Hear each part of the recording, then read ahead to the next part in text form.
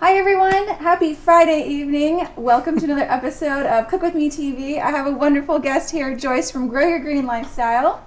How are you? I'm doing fabulous. Good. You know, I have to say it's kind of weird because I watch you do this sometimes and now I'm on the TV screen. I'm like inside of it. It's pretty cool. Fun, right? Yeah. I like it. Awesome. So Joyce is here to teach us how to make kraut. Yes. And not just any kraut. A lacto-fermented kraut, which we're going to talk all about. Yep. In a few minutes. And it's a dill pickle kraut because most people like pickles, and so it's a nice way to ease into the sauerkraut arena. Oh, that's a good idea. Without, because some people don't love the taste of the original. I do think it grows on you over time, but that dill pickle kraut is a great place to start. Yeah, awesome. That's a great idea. I love that. Yeah. Yeah, because I know kraut can be a little funky sometimes. So. It can be. A lot of the bias against kraut is not kraut's fault. It's because most people think of like that really mushy canned kraut, like that you put on hot dogs when you were a kid. And that's not, some people love that stuff and it's awesome, but that's not what this is, okay? Canned kraut is a totally different thing from a live fermented kraut. It's actually a living thing. Yeah, we got a whole jar over here. Yeah.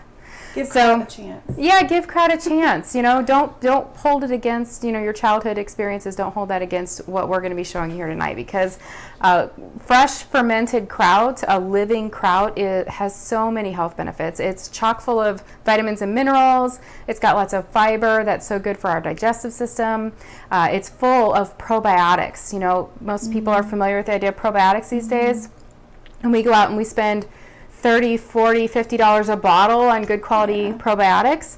But guess what? A few servings of this, even a tablespoon with a meal, one meal a day, can provide a huge amount of probiotics. The exact amounts are going to vary depending on the batch and how long it was fermented and all that stuff. But generally speaking, there are billions and billions and billions of probiotics in a single serving of a fresh fermented living kraut. So the other cool thing about kraut, I'll just get all the fun facts out of the way, is that, just so you know, in case we have some beginners out there, our digestive system is packed full of bacteria and yeast and all sorts of microbes, and they're good. They're not the bad guys. But we need them. In fact, 9 out of 10 what's the word? Oh my gosh, my brain went blank. Cells in your body, oh my gosh, are in your digestive system. So your digestive system has a huge functionality, and it's actually, I've heard it different numbers, but like 9-10 pounds of your body weight are all the probiotics and bacteria and different microbes living in your gut. Yeah, there's a lot. There's a lot. We need to pay more attention to those. Feed those first. Yes, and they're critical. So I've heard it described that your digestive system and these bacteria are kind of like the compost pile of your body. Like you take food in and you digest it in your belly, liquefy it, turn it into sort of a puree, if you will. Then it goes down in your digestive tract, and your body has to get the nutrients out of that food mixture. And so the bacteria are a big part of that process. And so the hard part these days is that there are a lot of things that kill off those bacteria in our bodies. And those can include chemical cleaning products. It can include chlorine in your water, which, all water in America is chlorinated. And we'll talk about the best kind of water to use for this. And also stress alone can affect it. Fast food from different fast food restaurants, they have anything that has a lot of preservatives in it. Preservatives kill bacteria. And so when you're eating a lot of preservative-based foods, it actually kills some of that good bacteria in your gut. So every day, no matter how hard you try, your good bacteria in your gut are taking a hit. And so when you eat fermented foods on a daily basis, it helps to replenish that supply, keep the balance. Balance is really important. And it just helps build your immune system and keep you super, super healthy. Yeah. So that's it in a nutshell. I like Kathleen said, childhood experiences. We've all had them, right, in regards to the kraut. Yes. Yes, Kathleen. I did not like kraut as a child. I thought it was pretty unpleasant. So. Hey, Sarah. Good to see you. So Sarah, I think, might be making kraut with us tonight, right? We haven't gotten started yet. So yes. I see you found the video, so take some time and get your cabbage out. Let's go over what we need to get Yeah, out. Everyone that's else a good is idea. making it with us. That's a great idea. So we've you need some cabbage. kind of important. And how much you want to start with. Let's start with size first. So I usually make mine in half-gallon jars because I know I'm going to eat it. And it stays good in your refrigerator for weeks, if not a couple of months. And so I will eat this whole thing with the help of my family. So you must have a very healthy gut. I hope so. I like to think so. I do work hard. I had a pretty severe injury earlier this year, and I've recovered really well from it. And I think it's because I do take really good care of my body. And I had to take antibiotics during that time and other medications, things that are a burden on my body. So eating the good stuff helps lighten the load for your body so that it can bounce back after big injuries and things. So I make half-gallon jars, but I want to make sure that you understand that you also can make quart size as well, which I left. I don't know where my quart. Oh, here it is. Oh, okay. So do you have to have glass jars? Is it Yes. best to use glass? Yes, Okay. you definitely want to use glass. Some people do use ceramic crocks.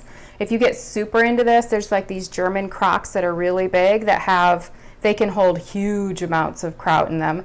Those are like advanced. So I recommend starting off with small batches. Mm-hmm. And I'm going to give you guys some tools tonight that make this way easier, because I used to try it with the more traditional ways of doing kraut. Mm-hmm. And I kept having mold can form over the top of it, or different yeast colonies, which sometimes aren't bad, but they really freak you out when you don't understand what's happening.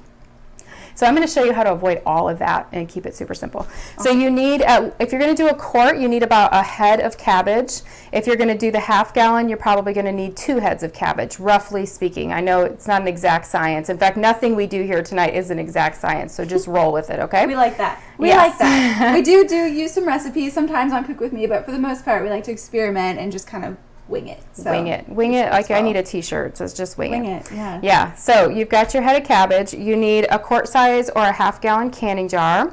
You're going to need some salt, and you can't just use any salt. You don't want to use table salt from your house that's iodized. Those have, it turns out, most people don't realize this, but salt you buy from the store actually has a lot of other ingredients in it. Anti-caking agents, sometimes sugar, sometimes rice, flours, or things to keep it dry to absorb the moisture. Sometimes they have the iodide or all kinds of different things in there. And so we don't want to use that with our kraut because you don't want those fillers in there. It can interfere with the fermentation process. Okay. So there's, I started out with the pickling salt, and this is the container that I've had now for quite a while. And it's just what I felt comfortable starting with. This is actually kind of a lower quality salt, but it's pure sodium chloride. There's nothing else in here. There's no caking agents or anti-caking agents. There's no other fillers. Mm-hmm. So it's a good one to start with. It's in the canning food section of your grocery stores. But if you do have a good quality Himalayan salt at home, you can use a Himalayan salt. Also, if you have Redmond salt, sea salt, I know we've got some cooking buffs here, so I just want to cover, you guys might have some of these things. I don't even know what that is. What is that? Okay, it's a high mineral salt. Redmond? Redmond, okay. And there's a company out west, and they actually harvest their salts from old seabeds from billions of years ago. Instead of taking them from an active ocean and evaporating it off and then harvesting the salt, it's actually old salt from billions of years ago. So the cool thing about it is, start with the basics if you need to, but with these Himalayan salts and the Redmond sea salt, those have lots of other minerals in it. Right. And so we talked about this. Minerals are so important for our bodies. We need lots of minerals. So if you use a good quality salt with this, it actually adds extra minerals to your kraut. Minerals. Can we just say it one more time? Minerals. It's not just carbs, fats, and proteins. That's not all that matters. Yes. We need those micronutrients too. Vitamins Absolutely. And minerals. They're critical. And we're going to get some from the cabbage, but we also want to get it from our salt if we can as well. And I do want to mention that it is helpful to get the organic cabbage if you're going to do this. You guys know they spray our produce with pesticides and herbicides, those trace amounts. You're doing such good things for your body, that's like counterintuitive. It's like working against the whole process to put those chemicals and pesticides in, even in trace amounts in your ferments. So if you can, it's not much more expensive. Just grab yourself an organic head of cabbage or 2. Okay, then a couple of other things you're gonna need. So what I recommend is measure out your salt ahead of time. So for each quart of kraut that you're wanting to make, you need about a tablespoon of salt. So I'm making a half gallon tonight. So I had measured out ahead of time 2 tablespoons of my pickling salt, okay? Because it's real easy to get super excited and start dumping salt in there. Oh, yeah. And you can end up with some super salty kraut, which my last batch was a little heavy-handed. I didn't pre-measure it. I just sort of winged it. So what would you do? Just make another batch with, well, you kind of need the salt to do this, right? You have to have salt. So just mix it maybe with some extra cabbage. You could. I don't mind it. I eat a lot of salt because of the minerals. So I just figure I don't eat huge amounts of it at one time. So I don't put salt on the rest of my food. So today, for example, at lunch I cooked some chicken breast with some broth and some spices and herbs in my Instapot. I pulled it out, cut it in half, sliced it into some layers, and then I just put my kraut, my dill pickle kraut, right over the top of it. A little bit of broth. You don't want to put boiling broths or anything like that on your kraut because it will kill it. You don't want to heat it, the kraut, when you're going to eat it. You want to eat it cold, or you can let it sit out and become room temperature, or it can even get warm on your food a little bit, but you don't want to put super kraut right on super hot food. So. Right. Okay. All right, cool. Yeah. So I have my 2 tablespoons of salt here. I've already used a little bit of it. We'll tell you more about that in a second. The other thing that you're going to need is you're going to need some boiling water, which we've already boiled. And the first thing you want to do is actually dump the boiling water into whatever container you're going to use. So we have our half gallon over here that we're going to be putting our kraut in. You want to disinfect your jar so that you're going to dump that boiling water out, and then we're going to let it cool for a few minutes while we're finishing up our kraut, and then we're going to start packing it. We just want to minimize any residual germs and things that might be in there. It's like canning, right? You do that with canning. My mom is watching, and my mom cans a lot. Hi, Mom. So you know this process well. Yes. Yeah. And you can use your dishwasher. You could run it through your dishwasher and then pull it out when it's super hot and steamy, and just make sure you let it cool off a little bit so you don't pack it full of your good cabbage and kill off all the good digestive enzymes and all that's in there. Okay. So we've got our jar over here kind of getting disinfected. And then some other tools that are helpful. This is like a mallet that you use to pound the cabbage. We're gonna beat this cabbage up tonight because we want to break down those fibers and release the juices, and the salt will help with that. But if you can pound it out, and you don't have to use a mallet. In fact, I kind of abandoned this thing. I used it when I tried other forms of doing the kraut, but with the way I do it now, I just use my hands. And they call it massaging. Yes. You're massaging the cabbage. Just like we massage kale all the time. I heard you say that on their last show. Yes. So same idea. Okay. If you did want to use that, could you also just use a wooden spoon or something like that too? Yeah, you could. Okay. Wooden spoon, or there's lots of different. You could use a potato masher. Whatever honestly, works. yeah, just stuff to like get in there and squish it. Okay. And then this is the tool that's you'll need a funnel. That's an easy one. So this is going to sit right in the top as you're packing it. It just helps you keep your counter a little less messy. And then the tool that I use to seal up my ferments and let them kind of do their thing are called this is a fermentation lid. So it actually, you screw it on super tight. It fits any wide mouth jar. So once we pack this full, get it all set and ready to go, you just screw the top on and get it nice and tight. You can actually pick the date that you started it, and you just move the little top around. Cool. Yeah. Oh, that's so helpful because I always lose track of this stuff. I think I was telling you the other day that I tried to make a sourdough starter, and I left it, and and then when I peeked inside, like 2 weeks later, there was mold growing on the top. Yeah. So yeah, we need a little reminder, a little visual reminder, and the fact that it's on here is nice. So whatever day, today's date is the what? 24th. 24th. Yes. So when we get done, we'll put it on the 24th, and then it's going to ferment for a minimum of 10 days. So, Sarah, sorry, because there's clearly a few more utensils here that we're using that I didn't tell you needed. So but you wouldn't have had time to get them anyway. So if she's just doing bare minimum, can she just I'll give you some tips. Okay. I'll give you some tips on what to do if you don't have the lids. But if you love kraut and you want to get good at this and keep it super easy, definitely get these lids. You can actually go to my website. I have links there. Okay. www.growyourgreenlifestyle.com. And then go to Joyce's favorites, and I have a whole listing of all the little odds and ends that I use for all sorts of different things. But if you look in the kitchen section, fermented lids are there on Amazon. You get 3 lids. They work great. So you put the lid on, and then it comes with a little pump you can suck out any excess air, and you won't have to worry. You literally don't have to think about it again until you're ready to open it. No molds, no anything. It's wonderful.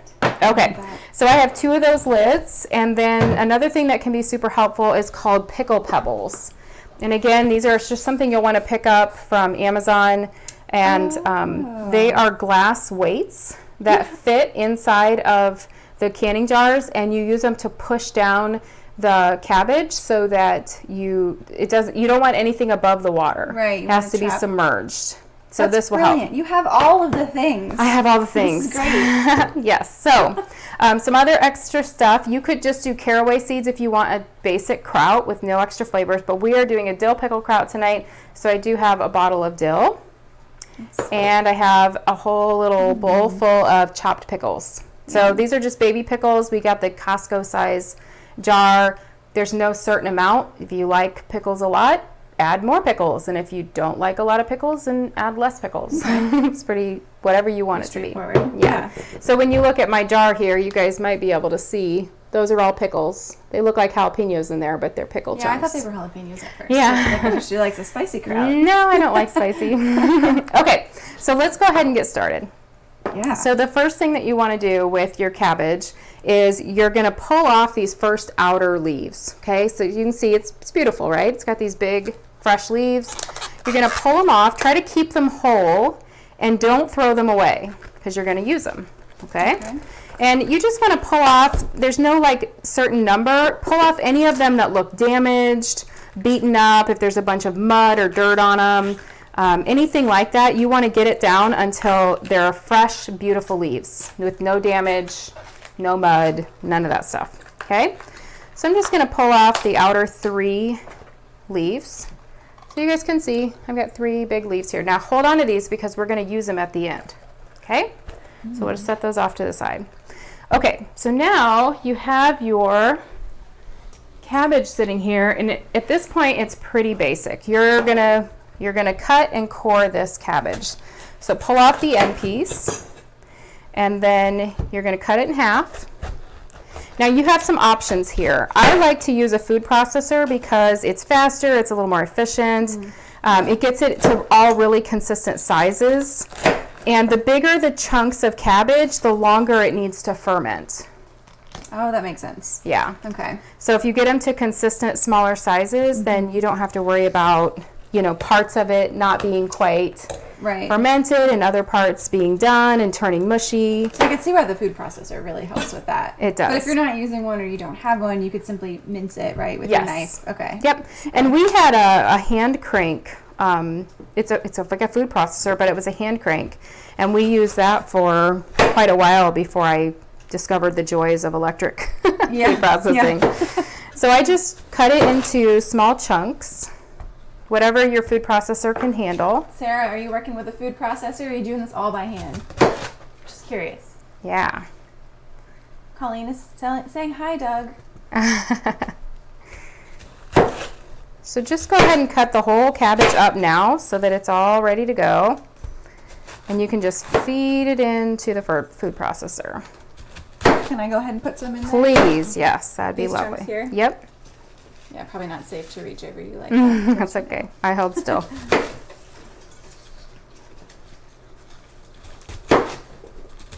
Right. This looks good. I don't want to overfill this guy, so probably we'll do it in batches. Yes, that sounds good. Sous Chef Kiki down here. That's right.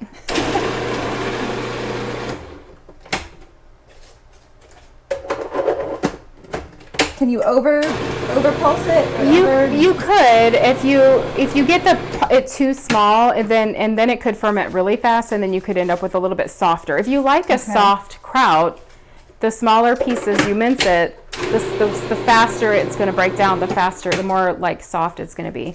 I like my kraut kind of crunchy. That's one of the blessings of homemade kraut to me. So I tend to keep it a little bit bigger size.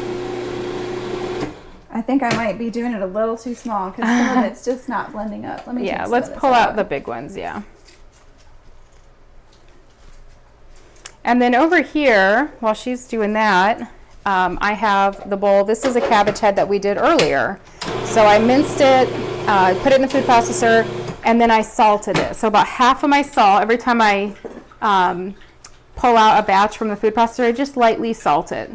and you're just feeding that 2 tablespoons of salt, or if you're doing 1 head of cabbage, it'd be 1 tablespoon of salt. You're just continuously feeding it in every time you add a little more cabbage to the bowl.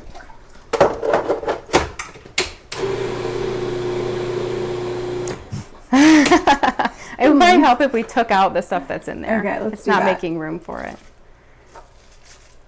So kraut making is a messy affair. So just warn your spouses who get crazy about messy kitchens. It's a good warning. Send them away because my husband's one of those people, and he's just like, what's happening?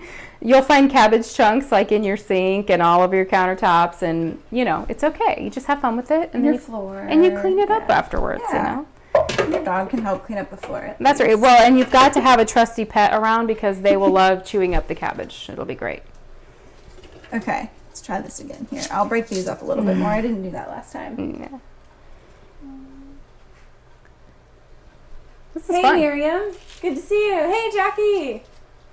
Hello. Sarah's using a food processor. Okay. Awesome. And she's saying, and So much kosher faster. salt, is that okay? Yeah, kosher salt's fine. As long as it doesn't have any added, it needs to be non-iodized and no fillers, which most of them aren't, but it never hurts to just double check.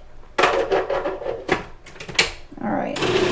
Oh, yeah. That's a lot better. That's the magic right there. Good? So yeah, looks great. Okay. And if you have a few lingering bigger chunks, like, it's okay. Don't worry about it. I usually have just a few like bigger pieces, and it's not a big deal. You can kind of tear them up a little bit if you need to, and yeah, that's fine. So can you do this with red cabbage or purple cabbage Yeah. too? Is it does it taste any different? Not the I haven't noticed the purple. It's got a little more bite to it. I find purple cabbage has a little more bite, so your krauts can have a little more bite as well. You can do this same exact process for turnips and make turnip kraut. My husband and I are so excited about it. It's like we forgot about turnip kraut. I don't know how we did that, but I was looking at pictures of the farmer's market for some of my Grey Green Lifestyle stuff. I was putting together some of my, Facebook posts and things like that. And I saw a picture of turnips, and I was turning to my husband. I was like, "Oh my gosh, turnip kraut! We can make turnip kraut this year!" And it's not like we don't make it every other year, but for some reason we forgot it existed. So now we're all excited. So, but turnip kraut's amazing. It's really good to put a little bit, like if you're having mashed potatoes, put a little turnip kraut, or this kind of kraut works that's a good idea. right on the side of the potatoes, Ooh. and then just kind of mix in little bites of it with like grilled pork chops or. That sounds very Polish. Yeah. Doesn't it? It is Is it? actually. I don't know. Yeah, it That probably sounds is. It's delicious. Yeah. Could you do could you add any like garlic or onion in here? Yeah, Are those garlic things is okay good. I'm not sure about onion. I feel like there was a warning about onion, and I don't remember what it is. So look up onion before you add onion to your stuff. I think it changes like the circumstances of your ferment. I think it takes longer to ferment onion, maybe. I can't remember. Okay. But look into that. But turnip's pretty easy. Cabbage is super easy. So while she's processing, we can talk a little bit about what about other vegetables, Joyce, because the farmer's market's just chock full of things, right? So we can ferment anything, right? Carrots are one that a lot of people like to ferment, and it's one that you feel like should be an easy one. But here's the thing about carrots have more starch. They're more starchy than cabbage, and turnips are kind of low carb, low starch. And so they ferment really easily. There's nothing complex or complicated about it. But when you start getting into the more starchy vegetables, things can get a little bit more complicated. So here's how carrots work. I would save carrots until you're really confident in your kraut making. So when you make carrots, because they have a little bit higher sugar content, for one thing, if you let them really sit there for a long time and they over ferment, maybe it's a really warm room or whatever, they can develop an alcohol. They can actually ferment into an alcohol. And so, pros and cons there, pros and cons. Yeah. Right? How much alcohol? Yeah, exactly. How long? You Yeah, just small amounts, but something to be aware of. And then the other thing about it is that fermented carrots can become a little bit slimy, and there's nothing wrong with them. It's just when you go to scoop them out, there'll be a little bit of a stretch to the brine, and that can freak people out. So you open up your beautiful. It looks beautiful, right? It's all shredded carrots, and you've got little extra stuff in there. It's maybe some dill, and it looks beautiful, and you're just like, oh, I can't wait to eat this. And then you pull off that fermenting lid and you stick your fork in there, and it's got this like stretch to the brine, and you're like, what the heck is happening here? So I was afraid to eat my first batch of carrot. That's what I would question that. Yeah. But it turns out it was fine. It was normal. It's just that there's more sugar in carrots. So if you're fermenting anything that has a little more sugar content to it, just make sure you look it up. Don't just wing that one. Go look up a recipe and follow the recipe and be aware of what the outcome is supposed to look like. So even just that like small amount, because when you say sugar, more sugar in the vegetables, it's like, I mean, how many grams are we talking difference wise? It makes that big of a difference to use? Yeah. Okay. Just carrots. I mean, you don't think of carrots as a sweet vegetable, but they're kind of a moderate carb, really. When you're in the low carb world. Yeah. There's people, if you're super low carb, they'll tell you not to eat carrots because they do have some carbs in them. Not huge quantities. It's not like you're fermenting apples or anything like that. Yeah. Or potatoes. Yeah. That's a whole different ball game. But no, that's interesting. There's a lot to know about fermenting. Yeah. The fun part is that you can take some of those higher fermented foods and mix them in with your cabbage or your turnip kraut or something like that. So I have a really fun, it's not mine, I shouldn't say I have it because I got the recipe online, but it's a Christmas kraut. Look at all that. It's a Christmas kraut, and it has some dried cranberries in it, some cinnamon, and some chopped Granny Smith apples. And not a huge amount because you don't want to have too much sugar in there, but oh my gosh, it's amazing.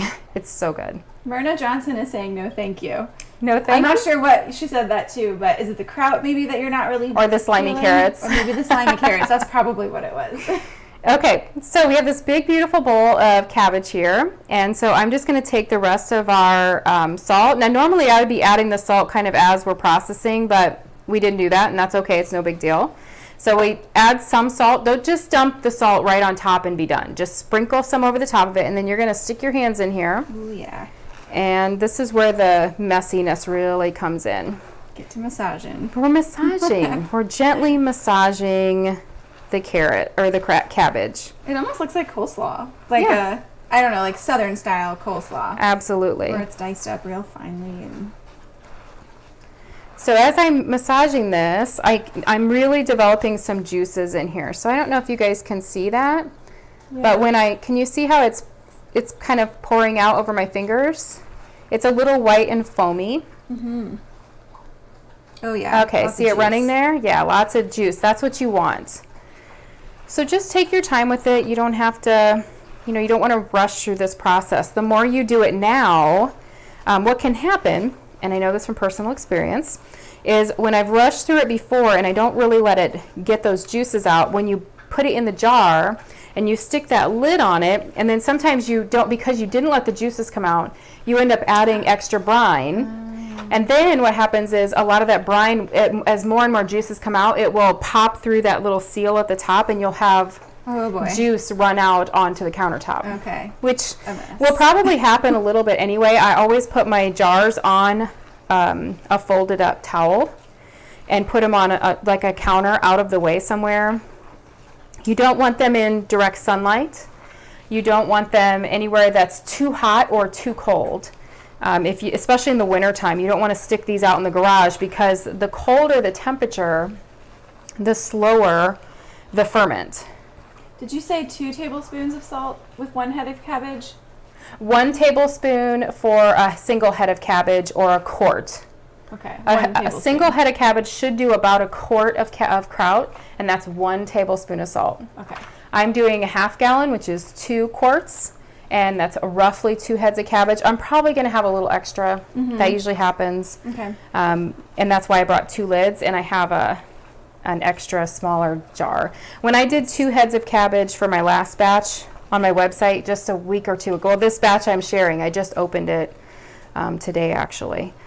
So I did a half gallon and a quart, because that's just how much I had left. Mm-hmm. So this is getting really juicy now. Yeah, a little foamy. Yeah, we've got some foam in there. How does that feel? It feels good. Do you want to try it? Sure, it's kind of relaxing. Let me take my... Yeah, definitely take off any jewelry. So I will get my hands out of there. So, sorry, how long do you do this? However feels good to you. You're looking for it to have a lot of juice. It feels so good. Yeah. This is, would you say that this is a good activity for kids to do if you want to get them in the It kitchen? is. It would be messy, but... If you want to really make your kitchen messy, absolutely get the kids involved. It's a good stress reliever if you've had a bad day at work or you're cranky with your spouse. You can come in here. And like I said, there's always the mallet option. So you could get this guy out and just pound the heck out of it. We will use it a little bit when we pack the jars, and I'll show you guys that when we get towards that part of it. So how will you know when you're done massaging? Just look for lots of juice. I mean, we could technically be done now. I mean, it looks pretty good. There's a lot of juice in there. Keep in mind, did we talk about the fall cabbages versus the spring cabbages? Yet. Okay. Yeah. We've been chatting before we started this, so. Yeah, that's a good... Yeah, so spring cabbages tend to be a lot more juicy, or quite a bit more juicy than cabbages that are harvested in the fall. So when hopefully you're getting your produce at the farmer's market, it's a really inexpensive way, and it's going to have far more nutrition than the cabbages you buy at the grocery store. And so when you get them, they're going to have, in the spring, we've had so much rain. I mean, how much rain have we had this year? Oh my gosh, we've had so much rain. So much rain. So the cabbages that you harvest, they grow during the spring, they harvest them in midsummer. Those ones tend to have more water content, whereas all summer there's less rain later in the year, and so they're harvested in the fall, and they tend to be not quite as juicy. So the spring ones, this looks great. You just kind of get an eye for it. If in the fall, you may not get to this level of juiciness, honestly. So you just kind of get a feel for it, and you can also walk away. Just let it sit for 10 minutes and before you pack it, and just let the salt alone will pull out a lot of fluid. Yeah. Okay, so I think this looks pretty good. We're gonna take away your stress relieving activity. Oh. I'm gonna sprinkle. Actually, I should have had you keep your hands in there. I'm gonna sprinkle this last bit of salt in. That's okay. We'll do it. We'll mix it up when we use it. Okay. So now we're going to add some of our extra ingredients to make our dill pickle kraut. So I'm adding our chopped up pickles, and I keep my pickles pretty chunky. You can dice them smaller, put them in the food processor, whatever makes you happy. So we just dump those in there. And then I've got some dill weed, and I don't even use the shaker. I just took the plastic off completely. And you want to be pretty liberal with this, because this is a half gallon of kraut, and I like to taste the dill.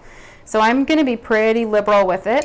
Oh, it's delicious. Yes, it is. It smells really good too. Doug is saying that he needs to add this to his kombucha brewing lifestyle. You absolutely should. Got some kombucha brewers on here. You can sip your kombucha while you're making your kraut, and then you can make yourself that fabulous dinner we were talking about, and sip your kombucha and eat you're going to be so healthy. Probiotic City. Oh, yeah. Yes, very, very happy digestive system. Okay.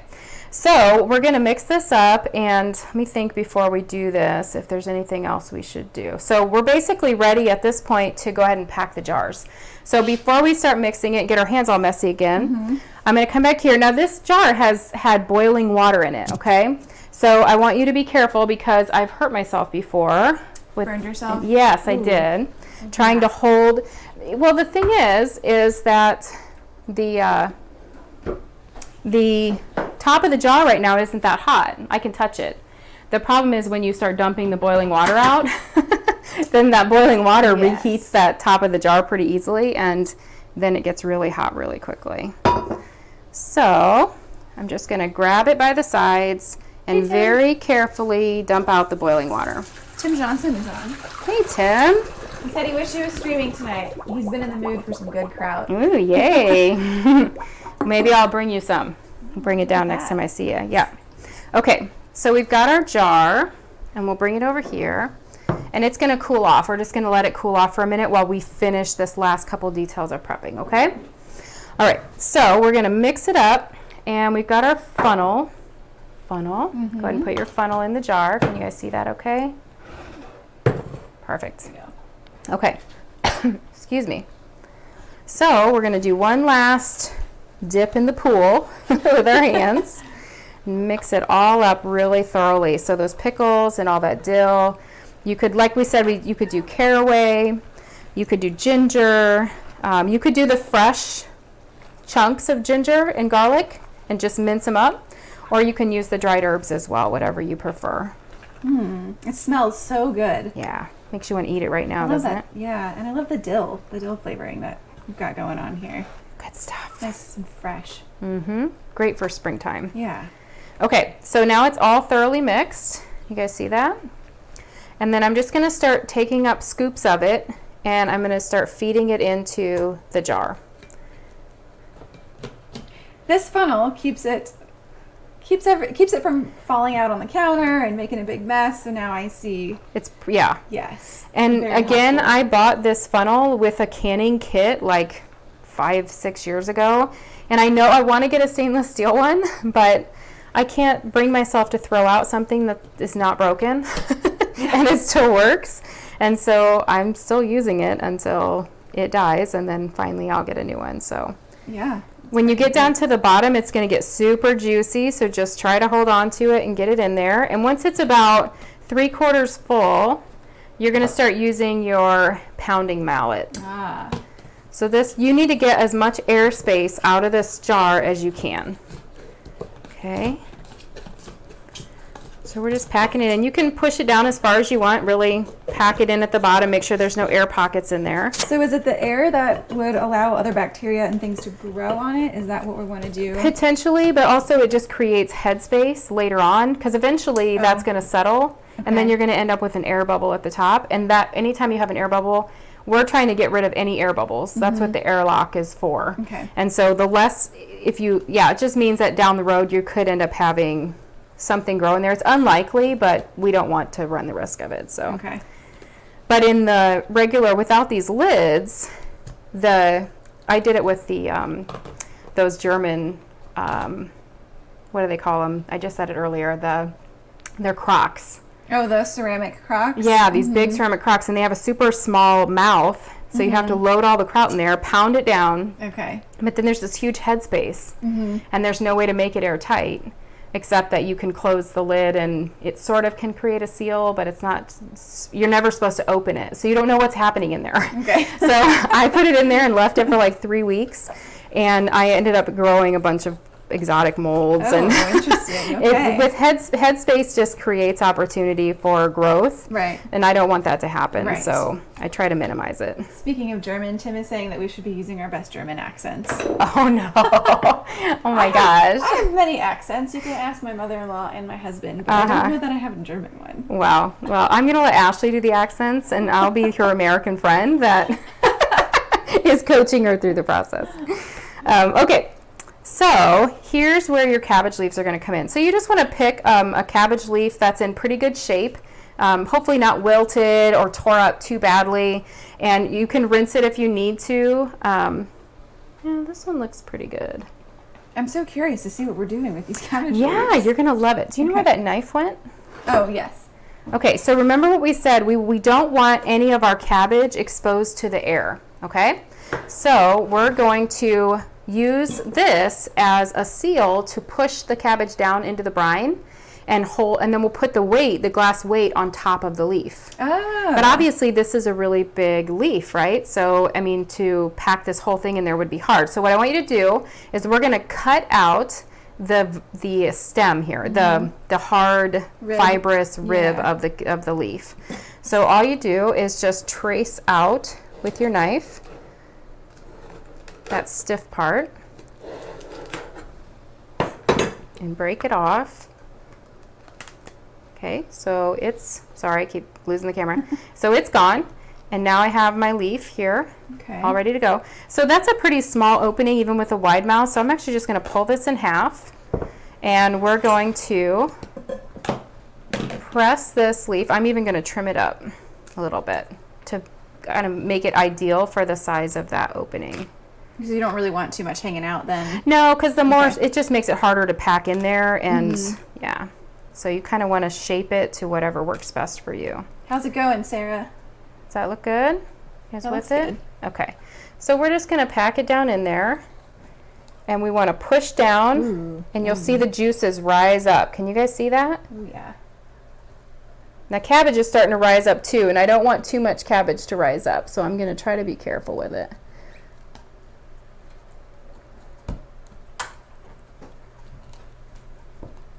So now if you guys could see in here, all I see is the leaf, and there's a bunch of juice floating inside of it, but most of the cabbage itself is tucked down underneath that cabbage leaf. Okay? Now we didn't quite get enough brine to fully submerge this, the entire thing. I don't want all this headspace in here. So this is where the pickle pebble comes in. And before you use your pickle pebble every single time, I just did this, so I'm not going to have to do it on camera, but I want you to take it over to the counter before you put it in there and wash it one more time with a gentle soap. So I just use Castile soap with some water and wash it off and make sure it's nice and rinsed well and clean and fresh and it's ready to go in there. Because again, just if it's been sitting on your counter and there's germs, you don't want to run the risk of that. So, and then we're just going to drop it in and then use it to push down again and bring that juices up. Nice. And that weight is just going to work to keep everything submerged under the brine. Oh, look at that. It stays down there too. It didn't pop back up or anything. Nope. Perfect. So I am going to add just a splash of, excuse me, Kiki. I have some boiled water here. Mm-hmm. And this is good filtered water. Again, if you have to add water to it, as Ashley said earlier, we want to, tap water has chlorine in it, so it's usually fine. It might be just perfectly fine. We're just adding a splash, but something to think about is using some spring water or filtered water, something to get some of that chlorine out. Mm-hmm. You don't need distilled or anything like that, but just a spring water or something that's non-chlorinated. And then those of you who do kombucha, it's the same thing. You don't want to use any chlorinated water. Yes. Kill the bacteria in there. Exactly. So I just added a little bit extra of a brine. So if you just have a little bit of headspace, you could just add some filtered water, just a splash to get it up there. If you need to add a lot of brine, you can mix your own salt brine by mixing a tablespoon of salt with 2 cups of water. Okay. Okay. You may not need it, but I try to have it on hand just in case. So that's what we had here. So I just poured a splash in. You can see the water level comes up to that ring around the base of the threads on the jar. It does. You look like you've done this before. I've done it before many, many times. Okay, so now we're ready to add our fermenting lid. So you just pop it on there. Well, you might need to get any excess cabbage off or anything like that. And then screw it on, and you want it nice and tight, really tight, okay? And then you're pretty much done. The last step of the process is we're going to use our little pump, and just all you got to do is stick it on there and pull up a few times. And it only takes like 2 pumps because there's so little headspace. Oh, wow. So I pulled some out. Is that okay if that happens? That's perfectly fine. Okay. And honestly, guys, this is going to happen when now we've got this sealed kraut. It's ready to go. Now it just has to hang out for 10 days. Nice, okay. So put it on a counter in your kitchen where it's going to stay at a consistent temperature, not too cold, not too warm. Don't put it by your oven. Don't put it in the garage. And let it sit for a minimum of 10 days. Okay. Minimum of 10 days. Now, what if at 10 days you crack it open and you taste it and you're like, yeah, I feel like I want it more fermented, more of a krauty flavor. Then what you can do is just put the lid back on it, use your pump out the air again, and stick it back on your counter and let it continue to ferment.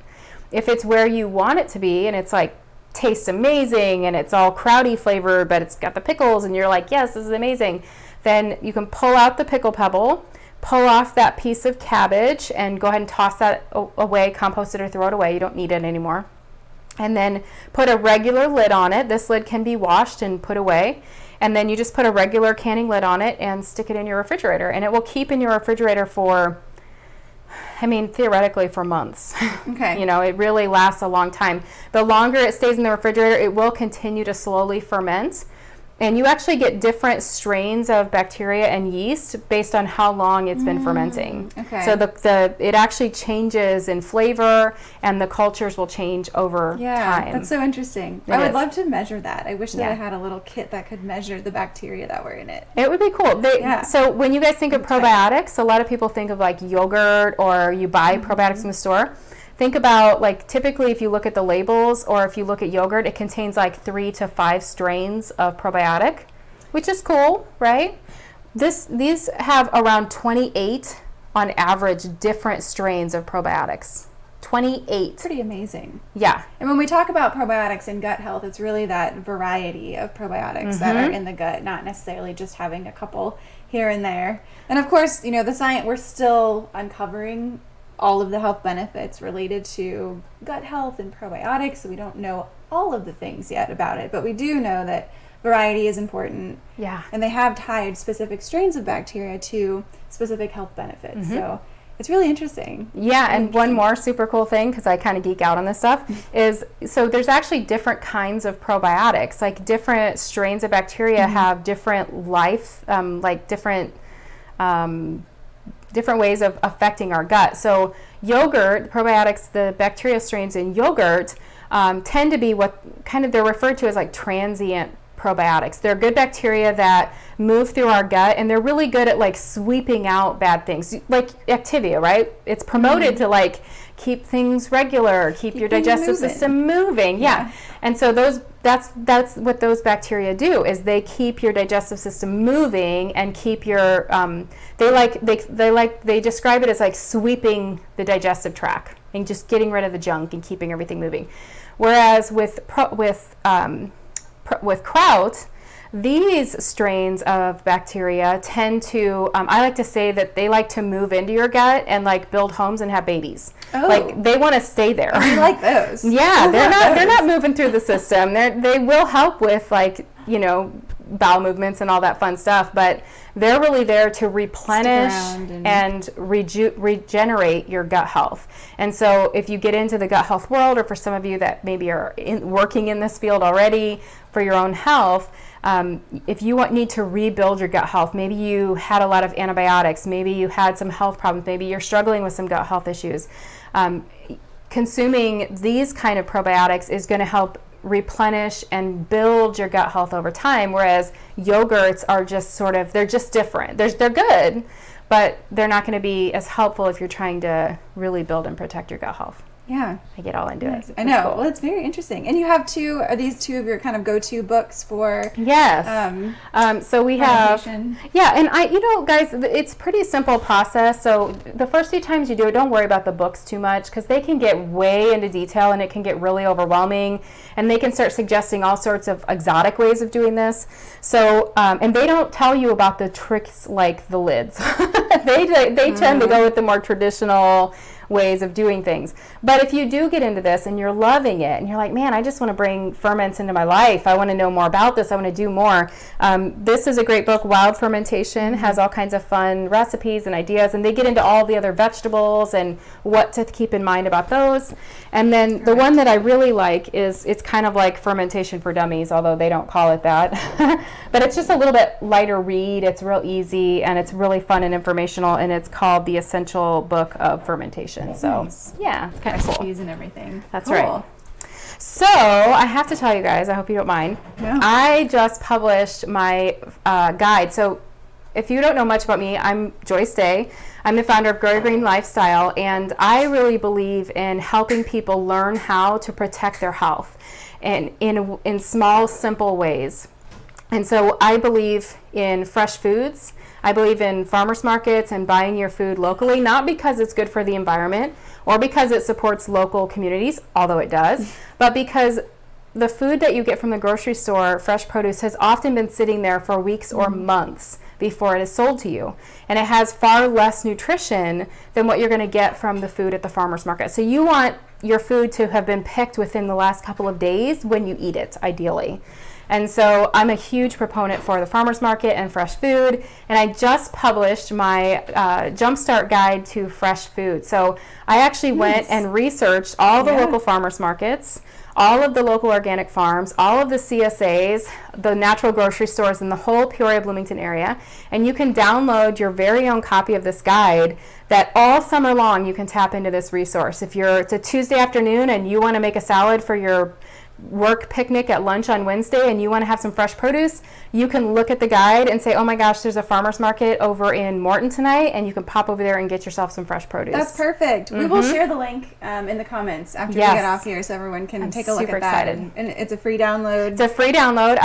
Cool. I like to think my hashtag is get out of the grocery store. All summer long, I'm going to get you out of the grocery store as much as I possibly can. and get you to these farmers markets. But the cool thing is Ashley and I are going to be partnering up this summer, and I'll be at the farmers markets all summer long talking about going live on Agrarian Lifestyle, talking about what's in season and what do you do with this stuff and where do you store it. That's a big thing. You don't want it to go bad when you get it home. And then Ashley here is going to be doing some of her Cook With Me TV shows on how to cook some of these foods that are going to be at the farmers market as well. Because I know we've all had that experience where we go to the farmers market, or maybe we get a CSA and something comes in the box, or we see a vegetable that we have no idea what to do with, and it's like, what do I do with this? So I hope to bring on some of those more interesting vegetables or unique vegetables onto the show and do some cooking with them. Absolutely. And I know we have people tuning in kind of from all over. So of course the things that we have at the markets in Peoria, Illinois are going to be very different from the things that you'll find in Charleston, South Carolina, or even Florida. So let us know what kinds of things you guys find at the farmers market. You know, post a picture on our page. Let us know if you want to cook something with it and you're not quite sure what to do with it. We're happy to help you out with that. Absolutely. And if you do live further away and the fresh food guide can be helpful to you, obviously those farms may not be, you won't be able to buy from them, but the guide is not just the resources. I actually have several articles on just trying to educate people on what their options are for local food. Farmers markets are an option. Your local natural grocery stores are an option. What is a CSA? Most people don't realize what that is. And then there are always organic farms around that will sell produce and meat to you directly. Yeah. And again, just tracking those down. So even just educating yourself. Yeah, I just learned that today, actually. I was doing some research on one of the farms here, and they don't do a CSA, but they will sell you vegetables directly if you just call them and request them. So it's available. It's just finding it, like you said. So the guide sounds perfect. Yes. Like a perfect resource for it. Well, I've hooked up all of Central Illinois, and the rest of the country I'll get to you eventually, I promise. Awesome. So yeah. Cool. Well, before we wrap this up, can I taste a little bit of the kraut? Absolutely. So this is going to sit on her counter for the next 10 days, and this is the finished product. So I pulled off the cabbage this morning. Just wanted to make sure it was going to be good to go. So a clean spoon, right? Never stick a used spoon in there. Yeah, no sense in introducing mouth bacteria into the ferments. No double dipping. No double dipping. It's a little saltier batch than I'm used to, so just be prepared. But like I said, it was fabulous on my chicken today. I did not have to add any extra salt to my meal. It's so good. Yeah. And do you feel the crunch? It's very crunchy. You guys probably can't hear it. This is better than what you can buy at the grocery store. It is. Although the grocery store, if you're buying kraut at the grocery store, guys, remember it's in the refrigerator section, in the health food section, not the jarred stuff that's with the ketchup and the pickles and the mustard, okay? Because that's not technically the lacto-fermented version. No, it's just like pickled. Mushy, pickled. Yes. There's nothing living in there. And we want the living stuff. So. Would you like some too? Sorry. No, I'm good. I've already eaten it twice today. So I'm good. But Ashley, you get to keep this jar. I'm going to let you hang on to it for the next 10 days. No, this one.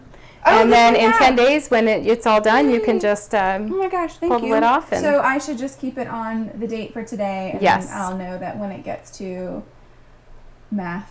What's today is the 24th, so how many days are in May? She can count it out. Yeah. 30 or 31? 31. Okay. Yeah. So 10 days, that's all I need. Yeah, so around the 3rd or the 4th. Okay. You're going to want to check it out. Okay. All right? That sounds good. Thank you. Yeah. Thanks for being on the show. Oh, yeah, this is awesome. Let us know if you have any questions about kraut. We'd love to see your kraut creations. And that sounds like a good hashtag. Yes. Hashtag kraut creations. No kidding. Let us know. I love it. All right, y'all. Thanks for tuning in. Have a good night. Yeah, I'll see you next week. All right. Bye-bye.